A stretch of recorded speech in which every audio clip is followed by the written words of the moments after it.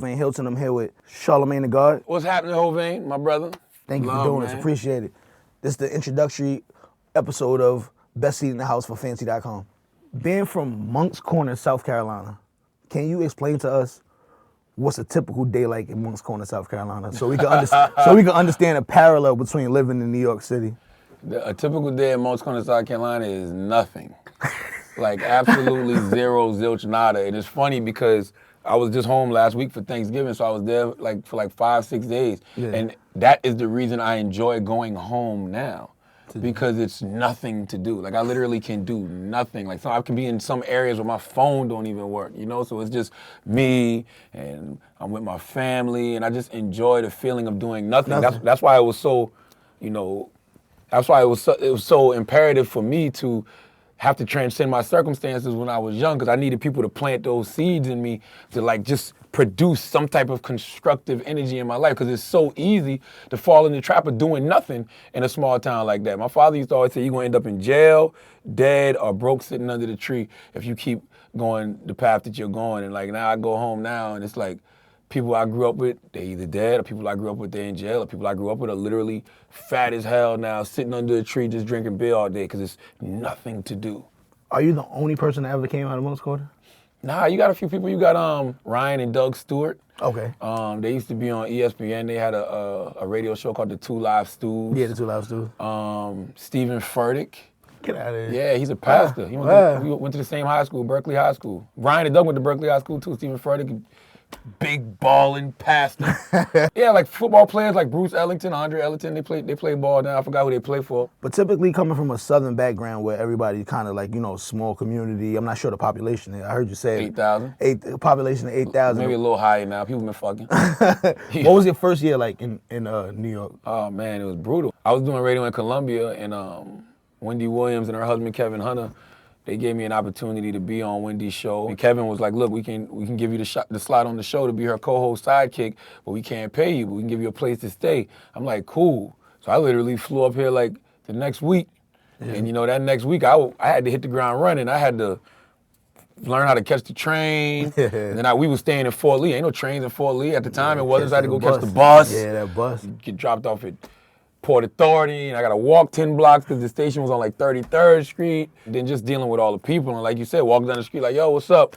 And nobody responds to you. And like, damn. You say hi. People just bump you. You're like, what the fuck? You know what I mean? But that's just New York. This is when New York was still really New York. Not saying it's not, but 2006 it was different. It was a different New York. Yeah, and that's when New York wasn't as safe. It wasn't as safe, and New York was still not accepting the South like that. Yeah. So you got this kid with a list on the radio with a New York icon. You're like, man, who the fuck is this guy? Every day. I remember Wendy even did a poll one time, and the poll was like, should we keep him or let him go? And it was like 80% let him go. 80%? 20 keep him. Wow. But, Kevin and Wendy held it down, and it seems to have worked out. Being a father, I'm also a father of 2 girls. I got 2 girls. We both was hoes. Hoes get girls. Being a father of 2 girls and being married, how does that change you, if any, at all? I'm not married yet. I'm still holding out a little bit on my hold'em. It does. It changes because it changes when, because I ain't gonna front. I'm a historically thirsty motherfucker when it comes to these women. You know what I'm saying? I've heard some stories. They come on and I want to compliment them and talk to them and you can still compliment. You can still do that, but I'd be a little extra. But then your wife is telling you she don't really like that. You gotta respect it. Right? Yeah. So it kind of just it changes who you are. But then I'm not a character anyway, so I never like to get caught up in somebody's character of me or perception of me. So I don't got no problem making that adjustment. We growing, we evolving. I'm not into that like I used to be. With a busy, hectic schedule like you have, is it tough being at work at 4 or leaving for work probably at 4 in the morning and not being able to take your daughters to school and shit like that? Does it weigh on you the balance between personal life and hustling? ARAB put something up on Instagram I thought was dope. It said if you want a successful man, be prepared to deal with a busy man. That's a fact. Or something like that. And that's just the truth to the man. Like I said, I come from nothing. Like me and my wife been together 18 years, so she remember those. The first time I ever filled out an application at the radio station, she drove me there when we was kids. So it's just she remember me being unemployed 4 times. And so she like, yo, do it. go, do everything. You know what I mean? That's beautiful. Like she had to be in the courtroom when we about to get evicted because the apartment was in her name, so she's standing in the courtroom trying to explain to them why we couldn't pay rent. So it's just like That's beautiful. go. You know what I mean? And I mean, it's just like you got to when you do have time, you just got to make time for your family. It's not even about making time for your family. That's just life. Like once I'm off work, I'm home. Yeah. You know, when I'm not at work, I'm home. Like Parent-teacher conferences, all doing that, hair, all that. I try to do making all dinner. that. All that. Well, I don't do the dinner thing, but she does the dinner. You know, she does the dinner and the hair. But school, I try to make it to all her little extracurricular activities, whether it's taekwondo, ballet, gym, all that. Like, I said gym. That's what I do. You wear many hats, transitioning into now being a author, possibly a best-selling author. It's already on the bestsellers Oh, list. excuse and me. pre-orders. I'm sorry. Excuse me. Yeah. But I'm sitting with best-selling author We coming. Charlamagne. What made you want to enter into this? Well, reading has always been big for me. My mother's an English teacher, so you know she's always my mom's a teacher too. Yeah, she used to always keep books in my face. And my father used to always be keeping books in my face because he was a Jehovah's Witness with my mom, but then he got into Islam, so he was giving me Message to the Black Man, and autobiography of Malcolm X, and, you know, telling me things like anything you want to hide from a nigga, put in a book. That's a fact. You know, so stuff like that just encouraged me to read a lot. And we used to have the Book It program where you read 4 books, you get a free pizza. So I used to run through those. So I used to like pizza. So it's just like I've always been a reader, and reading is what helped me in my life. Reading and music is what helped me transcend my circumstances. Okay. Because I've always been big on the self-help stuff, the Don Miguel Ruiz, Wayne W. Dyer, Robert Greene with the 48 Laws of Power, 33 Strategies of War by Robert Greene, Art of Seduction. Like I've always been into all of that kind of stuff. And that's really what helped me grow and evolve as a person and make me feel like, yo, my thoughts really can become things. It don't matter where I'm at. You know, I can transcend my circumstances from anywhere as long as I really believe I can do it. So I just felt like I wanted to take a lot of the principles that I learned in my life and give them to people now. And that's what the book is about. It's called Black Privilege. Opportunity comes to those who create it. And it's 8 principles that I learned in my life that helped me grow, helped me evolve. And you know, like when you read books like The Outliers, or like, you know, reference Robert Greene again, they always have their principles when they give you historical references to back them up. I'm using things that happened to me in my life to back up my principles. And you know, for the people who don't read and are used audiobook, used to listening to the radio and podcasts, I'm gonna give you the audiobook. Would you share one of those 8 things with us? Live your truth, so nobody can use your truth against you. I call it the Eminem and 8 Mile theory, because you know, if you watch the end of 8 Mile, when Eminem was battling Papa Doc, he said everything about himself. Yeah, I'm white, I live in a trailer. My Everything. Mom's a crackhead. So Papa Doc couldn't even reply. Yeah, you know what I'm saying? You take the power out of it. Left him speechless. You take the power out of it when you own whatever it is you are. And I mean, that's even the same thing with the title, Black Privilege. Like, a lot of people look at that title like, oh, this is a black book. Like, no, it's not. It's about creating opportunity for yourself and unlocking the privilege that God has given all of us. Each and every one of us is a miracle. So we have to unlock and access the privilege that God has already given us just by being here. It's a privilege to be here. So whether you're white, black, Asian, Spanish, you know, a woman, gay, whatever you are, you have to own it, and it'll help you unlock your privilege. So my privilege just happens to be black. You're a notorious Cowboys fan. Yes, indeed. When they was doing bad, when Forever. Tony Romo was getting a broken back, broken finger, I don't know broken nothing arm, else. broken hand. Coming from South Carolina, how does that happen? I'm older than the Carolina Panthers, and my father is a Cowboy fan. My father's the guy who, after we won our last Super Bowl, he went and got the tattoo that says 6-time world champion, because he's been trying to speak that into fruition. So I remember saying to him, well, what if we don't get a 6th? Oh, we get another one next year. And it's been 18 years later. 18 years. You know, but then I'm like, so what if we get more than 6? Get another tattoo. Didn't think this one through, right? So when I laugh when I see these guys online with these tattoos that say, you know, Golden State Warriors, 2016 champs. I'm like, I know these people. He's my father. How you feeling this year about your chances? Because I beat good. everybody except for my Giants. I feel good, and it's funny because when Romo got hurt, I like change. You know what I'm saying? I like change, especially when you can clearly see you haven't gotten to where you need to be with whatever, you know, personnel you're dealing with. Yeah. So when Romo got hurt, and I was watching Dak in the preseason, I tweeted August 22nd. I seen your tweet, yeah. I'm like, you know what? I think we got a quarterback controversy. This was before Romo got hurt. I think we got a quarterback controversy in Dallas. Dak Prescott looked like he's special.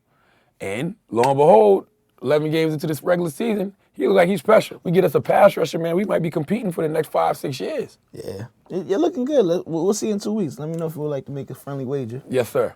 You give great advice to friends and peers and on the radio and all that. You're writing a book to empower people. What's some of the best advice you ever got from somebody, and who were they? 3 things come to mind. My guy Cadillac Jack, he's the one, along with G-Spin, who hired us here at Power 105.1, put the whole Breakfast Club together with me, Envy, and Angela Yee. He said that it's this thing called the Rule of 10. The Rule of 10 is 3 people gonna like it, 3 people not gonna like it, and 4 people just gonna be on the fence about it. Like, they're just gonna kind of remain neutral and just wait to see what happens. I use that whenever I say anything in life, or however I approach anything, like a TV show, or the radio show for that day, or a statement I might make. Like, 3 people gonna agree with it, 3 people not, and 4 people just gonna be on the fence about it. So you just have to take all of that into consideration, and that kind of goes into something my father told me a long time ago. My father said, "You're never as good as they say you are, and you're never as bad as they say you are." That's a fact. Personally, I just don't care either way. Yeah. Like, you know what I mean? The only thing I can do is be authentically me. And then probably the 3rd best piece of advice came from Wendy Williams, when Wendy's told me, you're either gonna be of the people or you're gonna be of the industry. Because when you're of the people, can't be both. You can't be both. When you're of the people, you're gonna always speak like how the people speak, and you're gonna always talk like how the people talk, and you're gonna always give your honest opinion on things. When you get into the industry and you start getting cool with industry people, when certain things come up about them, you don't necessarily... You kind of shy away from it. Yeah, that's my friend. Yeah. It happens whether you want it to happen or not. Like, it's impossible to be in this business and not start meeting people that you really rock with. Like, yeah. All of us are coming up together. Like, it's people that are literally coming up together. In this business. That's a like fact. People that I've been knowing for 10 plus years are writers now. Coming into directors. power. Yeah. They managers of artists and CEOs. So it is different. Like, you know what I'm saying? Like, I see somebody like Wayno. That's my man. Shout out to Wayno. I'm a little biased when it comes. I can't help it. Yeah. When if you hear a story about Wayno, you'll call him. Be like, yo, this is what I heard, man. Or even about Dave East, like, you know what I'm saying? Or Karen Civil, like, I've been knowing Karen forever. I remember Karen was going off to Cali to sleep on the couches when she got to deal with Beast by Dre. So it's like, you're a little biased. You can't help it. You know what I'm saying? Like, because you genuinely know those people.